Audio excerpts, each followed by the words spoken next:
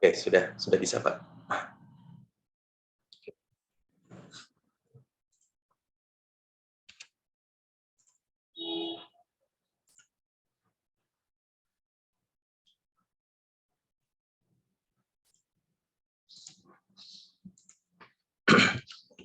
Oke, kita mulai. Bismillahirrahmanirrahim. Assalamualaikum warahmatullahi wabarakatuh.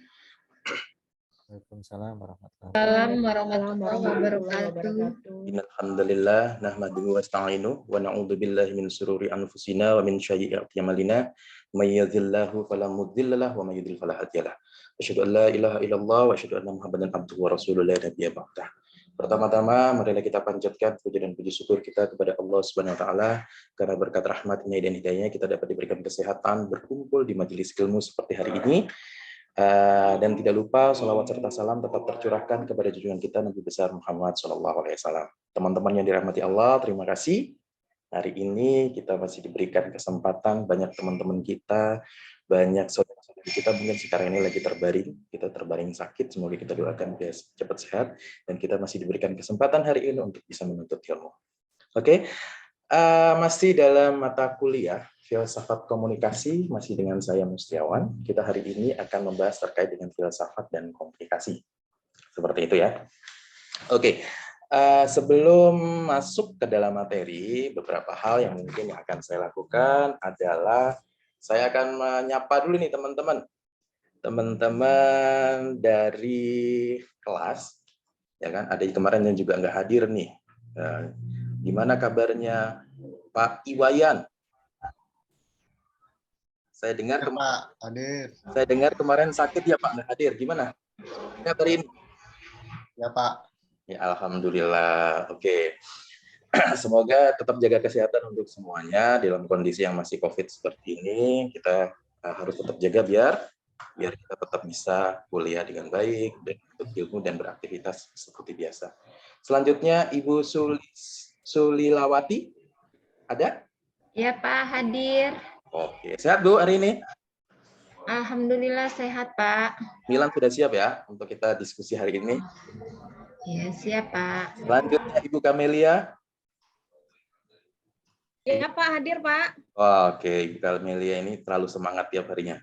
Saya selalu semangat Pak. Ikut semangat, positive vibe-nya ada gitu tiap hari. Oke, terima kasih bisa buat teman-teman juga menjadi semangat. Dengan Bapak Roni, Pak Roni ada Pak Roni? Pak Roni? Oke, mungkin tadi ada sekarang terpental ya, karena mungkin berbekas. Selanjutnya ada Ahadi. Hadir Pak. Oke, Ahadi. Ibu Yunisari. Pak. Oke, Ibu Yunisari apa kabar? Sehat? Alhamdulillah sehat Pak. Siap ya, kita diskusi hari ini ya. Oke.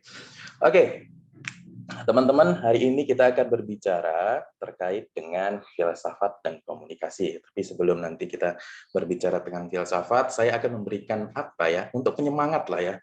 Penyemangat terkait prodi kita hari ini, studi ilmu komunikasi di era 4.0. Sebentar, akan saya...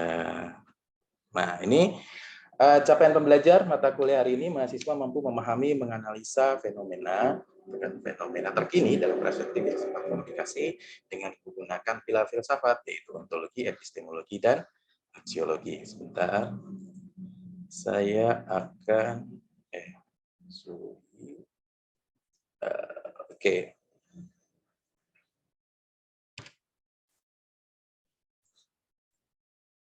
Ini adalah salah satu informasi atau breaking news yang bisa membuat kita semakin semangat ya. Kita semakin semangat dalam belajar dan mempercepat bagaimana kelulusan kita. Oke, ini adalah salah satu breaking news di hari ini.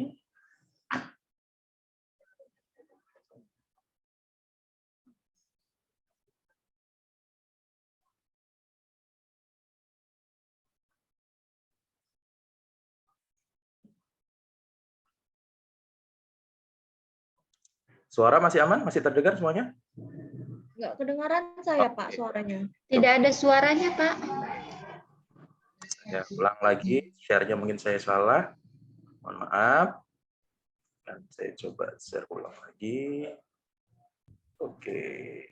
Di bawah waktu share diklik dua-duanya Pak ya, kiri dan kanan sebelah kiri itu. Oke, siap. Diconteng ya. Oke, iya ya, ini saya lagi nge-share. Saya lagi share ulang.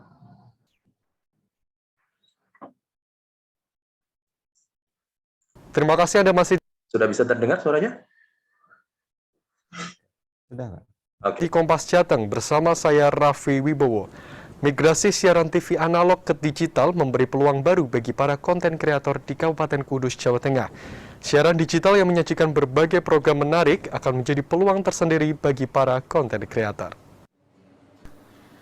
Program pemerintah menghentikan siaran analog dan beralih ke digital yang akan dimulai pada tanggal 30 April mendatang menjadi peluang tersendiri bagi para konten kreator di Kabupaten Kudus, Jawa Tengah. Siaran digital yang menyajikan banyak program tayangan menarik dan beragam akan menjadi peluang bisnis baru bagi para konten kreator di daerah. Untuk itu, mereka akan bersaing untuk mendapatkan karya terbaik agar bisa dinikmati oleh masyarakat luas seperti siaran berita hingga siaran hiburan. Menurut salah seorang konten kreator berita di Kabupaten Kudus, dengan adanya migrasi siaran analog ke digital menjadi tantangan tersendiri bagi para konten kreator karena akan memunculkan banyak program baru, sehingga dirinya dituntut untuk terus mengembangkan kreativitasnya agar bisa bersaing dengan kreator lainnya. Sebagai konten kreator, terutama media digital ya, itu kita sangat mengapresiasi dengan adanya migrasi analog ke digital itu sebagai wadah untuk kita sebagai kreator menuangkan hasil karya kita. Digital ini kan gambarnya juga lebih jernih, lebih bagus gitu. Jadinya ini sangat berpeluang bagus untuk tim kreator seperti kita. Dengan program migrasi dari siaran analog ke digital, selain dapat memberikan dampak langsung berupa tangkapan siaran TV yang lebih jernih dan bersih, juga diharapkan mampu membantu meningkatkan perputaran roda perekonomian di daerah. Iwan Miftahudin, Kompas TV, Kudus, Jawa Tengah.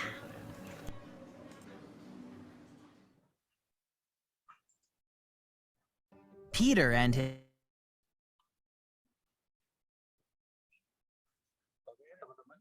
Itu adalah salah satu peluang yang sekarang ini harus kita kita hadapi, peluang yang harus kita terima, kita sambut dengan bahagia dengan kebijakan-kebijakan yang ada. Ini adalah satu peluang ya, yang nanti ya mungkin ada beberapa lulusan misalnya jadi jurnalistik, PR, humas dan lain sebagainya. Ini konten kreator hari ini menjadi sebuah peluang. Untuk menjadi sebuah konten kreator yang baik, ya kan, untuk membedakan mana yang menjadi lulusan-lulusan komunikasi, maka kita perlu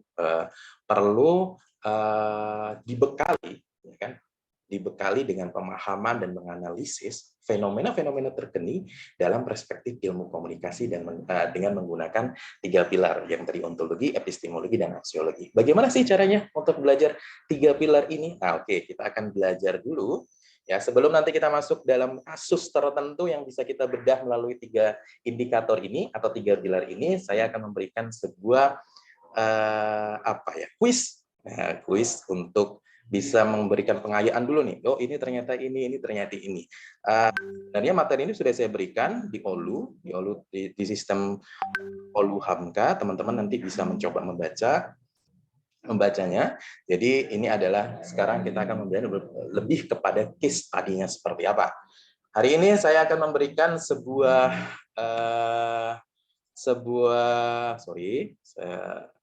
akan share dulu sebuah kuis kepada teman-teman. Oke.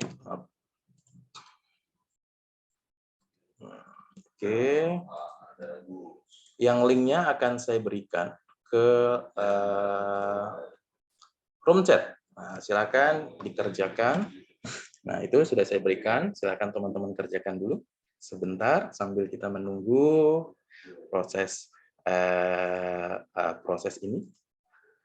proses diskusi kita biar lebih cair. Bagaimana kita bisa nanti akan terkoneksi gitu ya, apa maksudnya seperti apa dan sebagainya. Saya juga bisa melihat pemahaman teman-teman terkait dengan materi yang sudah saya upload sebelumnya. Oke, silakan.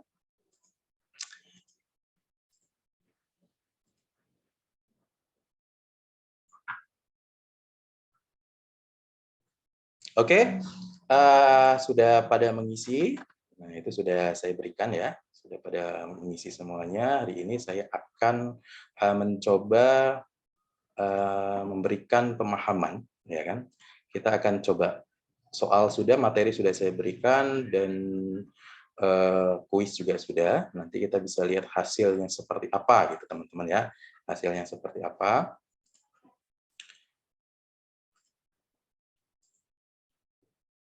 Maaf, saya share lagi.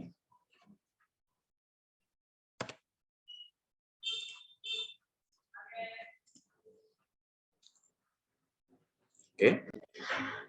Nah, ini kita akan berbicara terkait dengan makna cantik. Nah, apa sih sebenarnya makna cantik? Sekarang tuh banyak sekali yang dikejar-kejar oleh wanita-wanita sekarang. Cantik itu yang seperti apa dan lain sebagainya.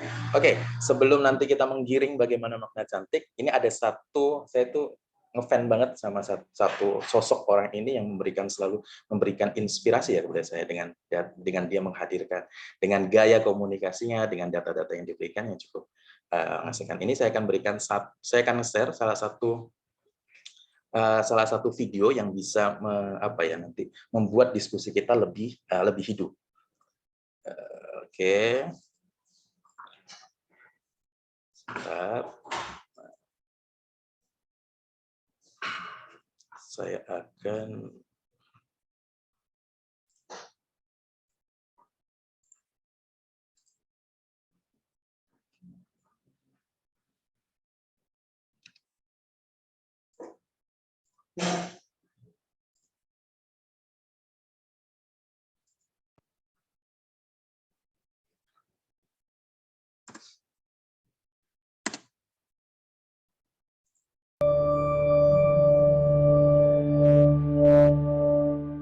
Mereka bilang kamu cantik, andai badanmu lebih langsing suara kedengeran aman?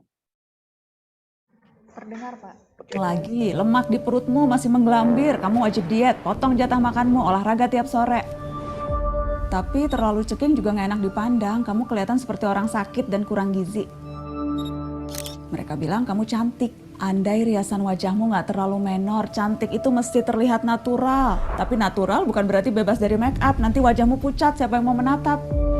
Mereka bilang kamu cantik, andai kulitmu putih, tapi jangan terlalu putih, nanti pucat seperti mayat. Kamu cantik juga, andai terlihat eksotis. Tapi jangan terlalu banyak berjemur, nanti kulitmu malah coklat kumal, bahkan hitam legam dan sudah pasti itu nggak cantik.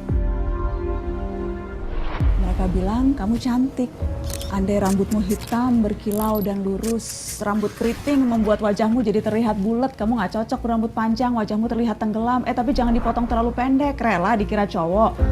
Kenapa nggak tampil trendy dengan rambut diwarnai? Tapi hindari warna ini atau itu ya, terlalu ngejreng kayak lampu neon. Tampilan rambut menjadi salah satu bagian dari perempuan yang kerap mendapat perundungan. Si keriting, si gimbal, si kribo, dengan entengnya mereka memberikan julukan itu. Coba bayangkan, betapa menjenuhkannya bila semua perempuan harus punya rambut yang lurus, hitam, dan panjang. Tak ada yang harus seragam di penampilan kita. Kita dibekali sesuatu yang seringkali lebih cantik dari yang kita duga. Kamu yang keriting, kribo, atau memutuskan punya potongan super pendek, kenapa harus terganggu dengan ekspektasi orang lain? Kekayaan ekspresi itu punya pesonanya sendiri. Toh fungsi rambut tak sekedar estetika belaka, melainkan identitas yang melekat kuat. Warna rambut menggambarkan kepribadian. Gaya rambut menunjukkan keseharian, bahkan seuntas rambut bisa mengungkap asal-usul kita sebenarnya. Rambut bukan benar-benar mahkota apabila perempuan tak bisa percaya diri mengekspresikannya.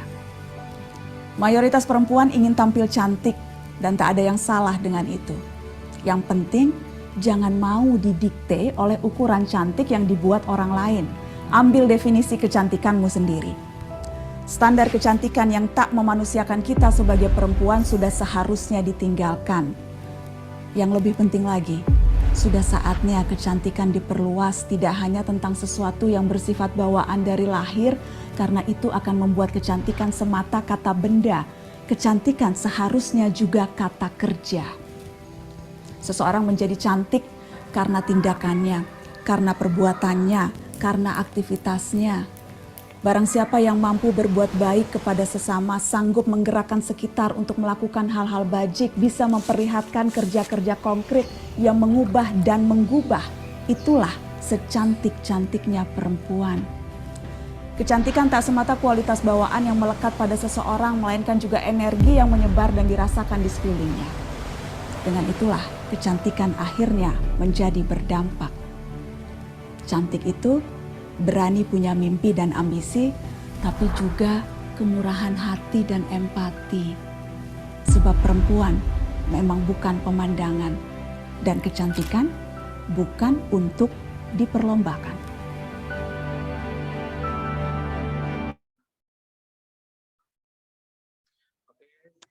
Terima kasih. Itu salah satu video yang akan membuka diskusi kita kali ini. Diskusi yang akan membahas terkait dengan makna cantik. Ya, bagaimana nanti kita akan mencoba mengkorelasikan antara realitas yang ada dengan teori dan konsep yang ada, teman-teman.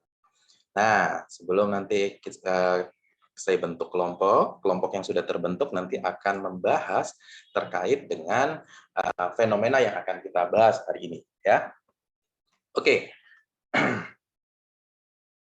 Izin Pak untuk waktunya 3 menit lagi.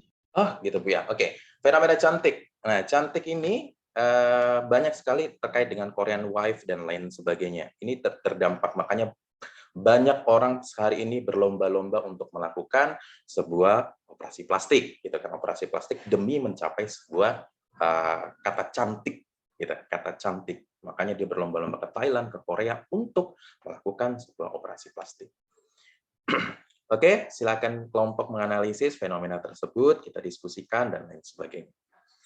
Oke, terima kasih kelompok yang sudah berdiskusi. Kelompok kemarin, kelompok 1 misalnya, saya minta tanggapannya Ibu Kamelia terkait dengan cantik. Bagaimana Ibu?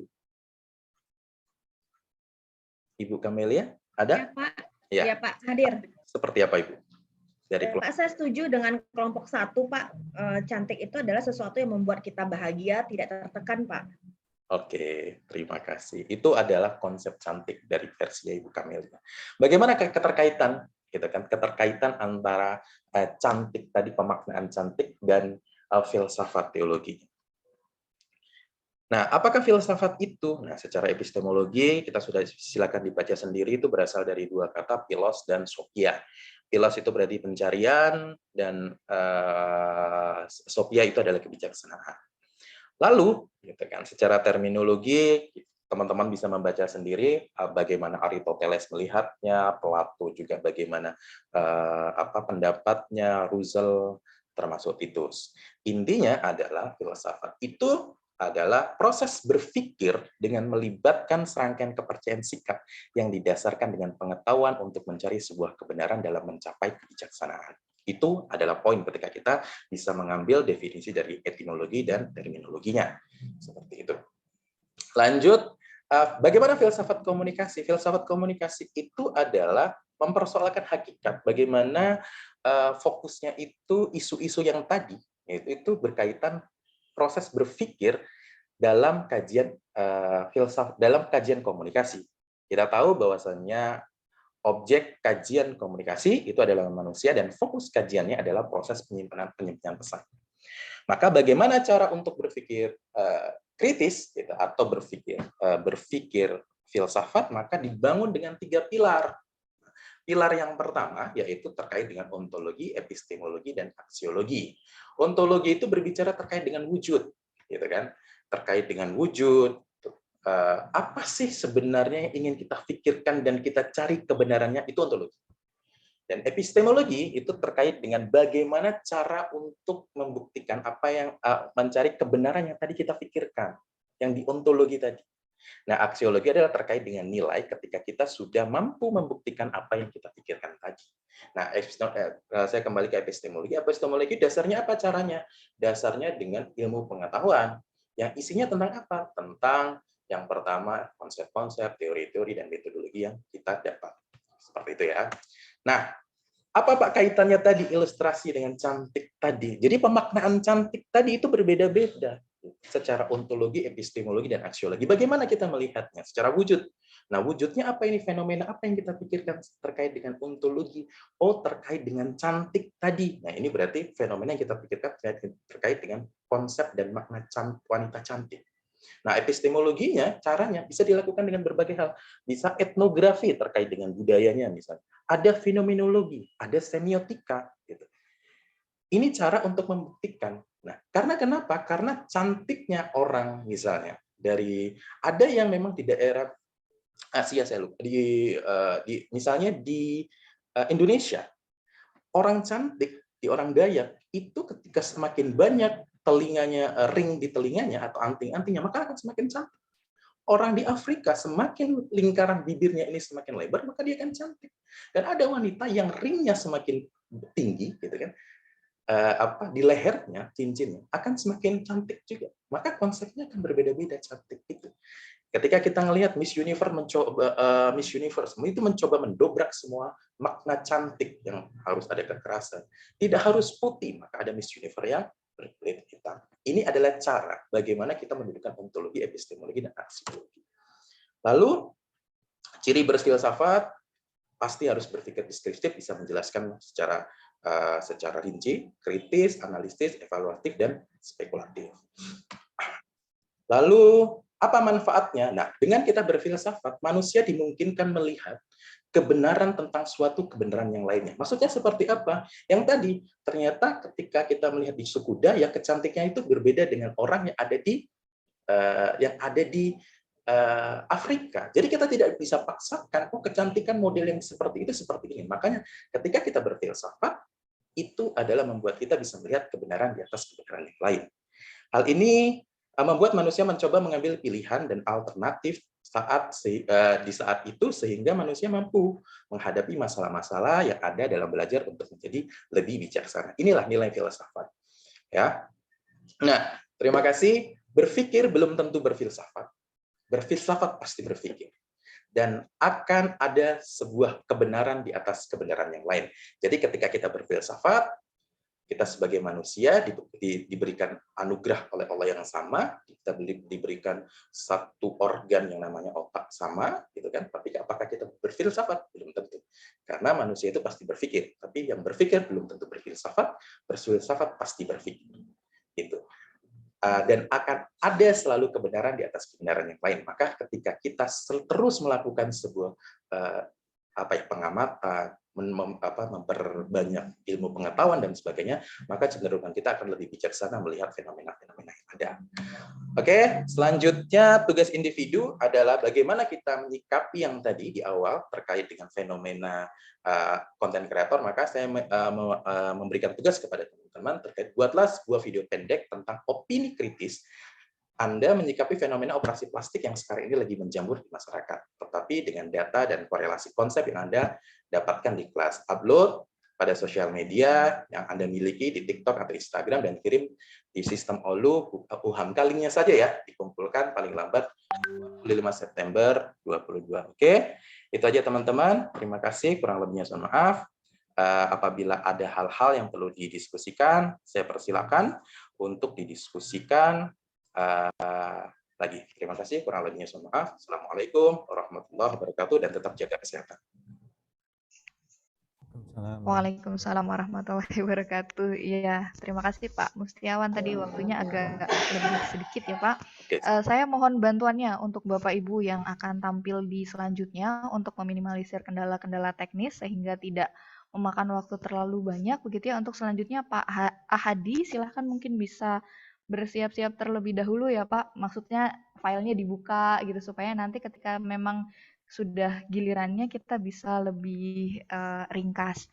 Baik, selanjutnya silahkan Pak Nurmansah, kami persilahkan. Terima kasih Bu Dr. Elvira.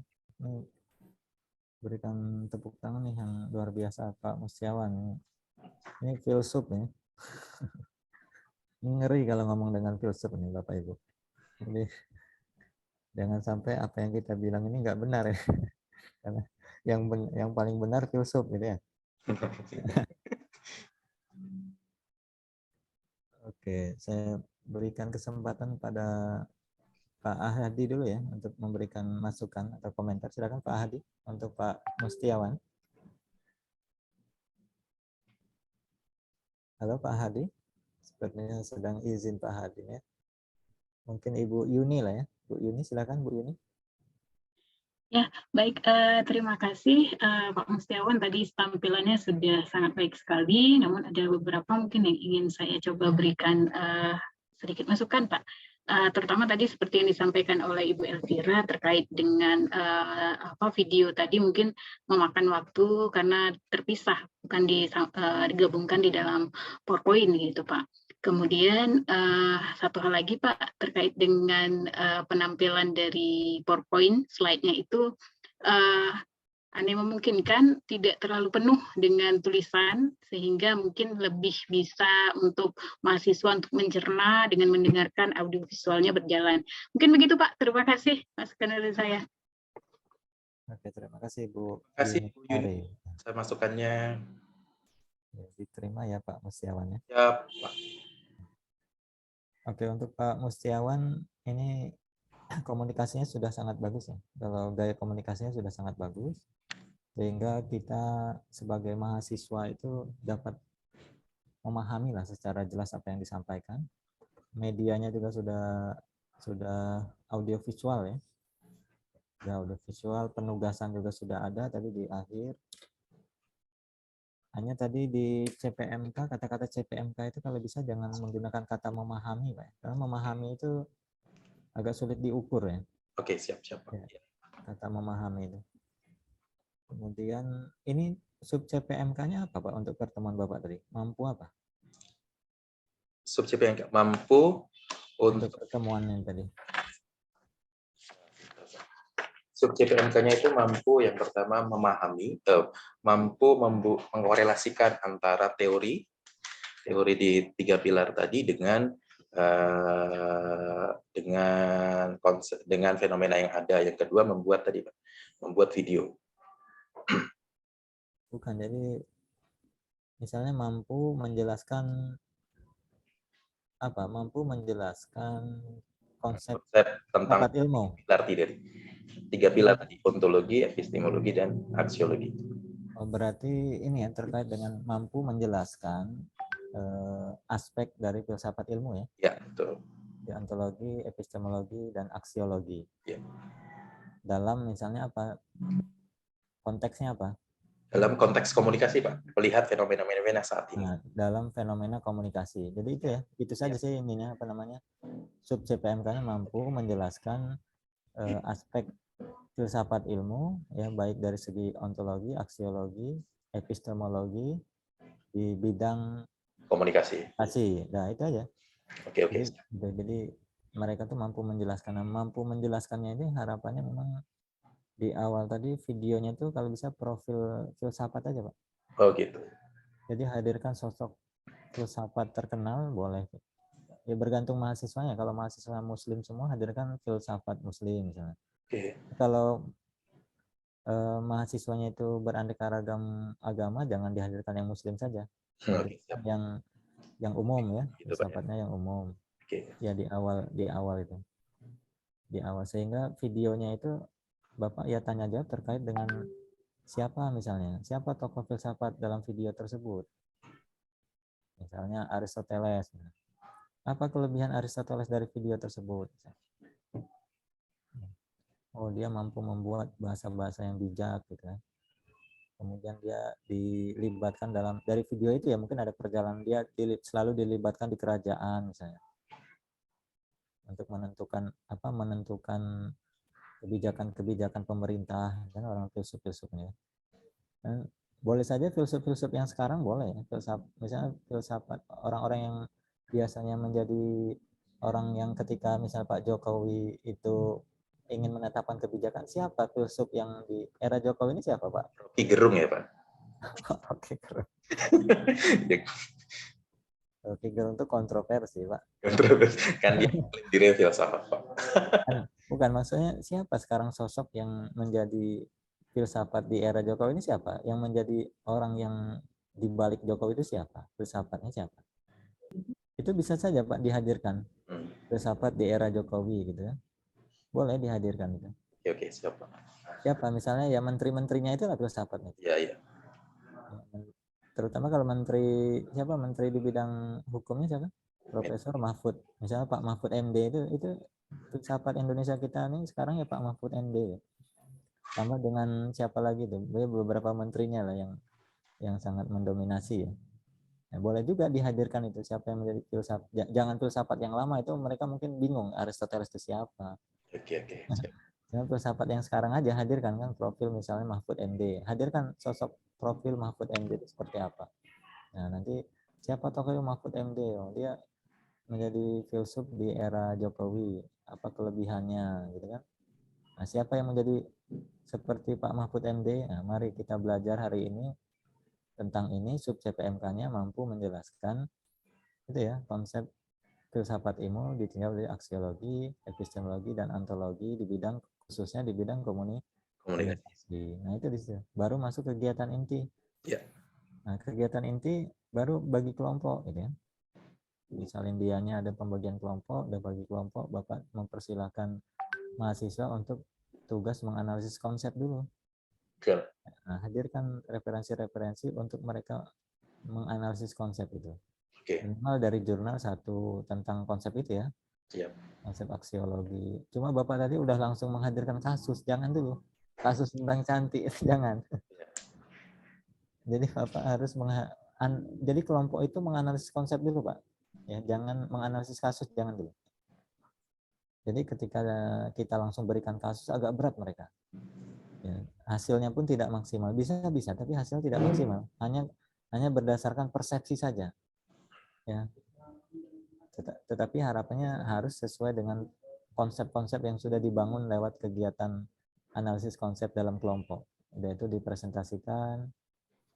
Kalau bisa bervariasi ya, karena literasi digital dari jurnal misalnya satu, dari proceeding satu, dari e-book satu misalnya kan. Harus bervariasi. Kalau orang kesehatan bisa dari modul lah ya. Dari modul. Cuma jangan mengandalkan modul ya dari kesehatan. Kadang-kadang udah jadi modul udah nggak mau kemana-mana. Atau dari Kemenkes sumbernya udah cukup, nggak mau lagi yang kemana-mana. Jangan. Wawasan mereka mentok nanti. Ya nggak akan muncul critical thinking-nya, nggak ada. Creativity-nya nggak akan muncul nanti kalau hanya dari satu sumber. Jadi kalau bisa dari beberapa sumber, walaupun sumber utamanya misalnya dari Kemenkes atau dari mana ya. Tapi harus dihadirkan beberapa alternatif untuk menjawab solusi nanti Bapak Ibu. Kalau hanya satu saja, nanti ya sudah itu saja alat yang digunakan untuk menjawab permasalahan. Tidak bisa dalam kondisi-kondisi tertentu, mungkin teori itu tidak bisa digunakan. Jadi ada solusi-solusi konsep-konsep ya yang bervariasi. Nah sudah itu barulah Bapak hadirkan satu permasalahan ya dalam kehidupan nyata tentang konsep cantik tadi boleh lah. Ya menarik ya tentang konsep cantik boleh. Ya, itu menarik itu.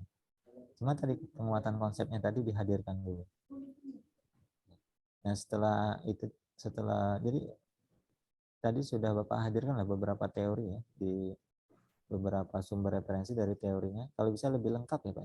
Oke Pak, siap. Lebih lengkap misalnya sumbernya dari ini tahun ini halaman sekian gitu. Kalau bisa bervariasi sumber referensinya.